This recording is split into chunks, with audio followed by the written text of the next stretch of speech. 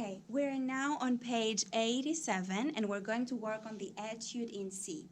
The new thing that you have in this piece comes to the very end of the piece and is this little marking which means accent. Accent is playing something really emphasized with a strong sound. If you notice, the last measure of the piece is also a sixth, something that you have been introduced with Susan right before. The whole piece is in C major, and you're not having to move at all until that very last measure. So I want you now to take your pencil and write down a breathing marking on measure 14. This is the only place that you have to move for your right hand. From C major position, you have to go up a third with your thumb and extend your hand and play a 6 marked. Let me demonstrate one more time. Measures 15 going to 16 from C, moving up a third and opening my hand to a sixth, playing accented. And probably I would say this is the hardest thing that you have to do in this piece. Again, drawing back to Susan, talking about clockwise circles and counterclockwise circles, this is what you need to put in use for this piece. Look at the very first measures for your right hand. I'm in C5 finger position, but I don't want to make everything important. Again, as we said, if everything is important, nothing is really important. So instead of playing and making everything strong, I'm going to use Susan's logic, and when I'm going to do down on the first note and slide up on the next note. That way I create two different layers of sound. The upper voice, the soprano voice, is more important, and the alto voice, the second voice, is going on a lower level. It's accompanying the soprano voice.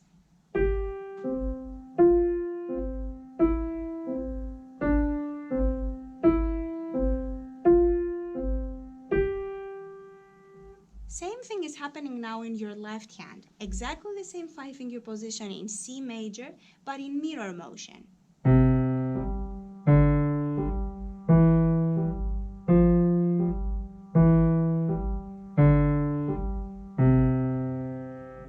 Again, you might want to go back to your video talking about sixth and extension in the hand if you want more detail about the down and up motion of your wrist. Let me try the first line hands together so you can see the comparison between the two hands.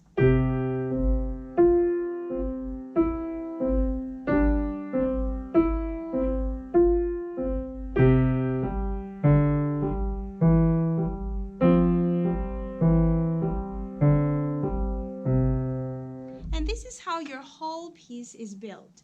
Go to the third line where these motions are happening at the same time, simultaneously for both your hands. So I'm going to measure 9 on the third line, and I'm playing exactly the same finger numbers. This is mirror or contrary motion in music.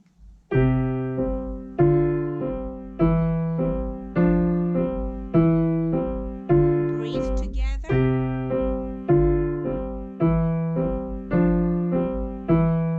Crescendo.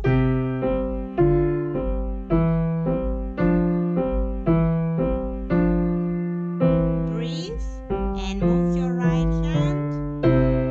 2, 3. One last time, I'm going to demonstrate hands together in a bit faster tempo.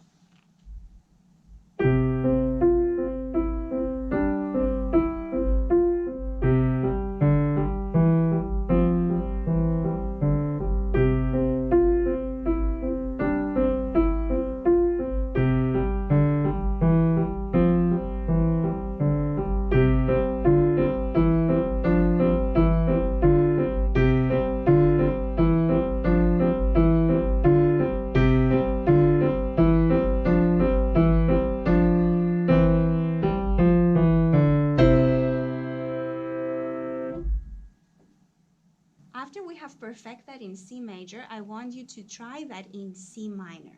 Again, find your position for C minor with the third finger lowering down to E flat. I'm going to demonstrate just a couple of measures for you. Starting again from the beginning, put your third fingers on E flat, both your hands, get ready.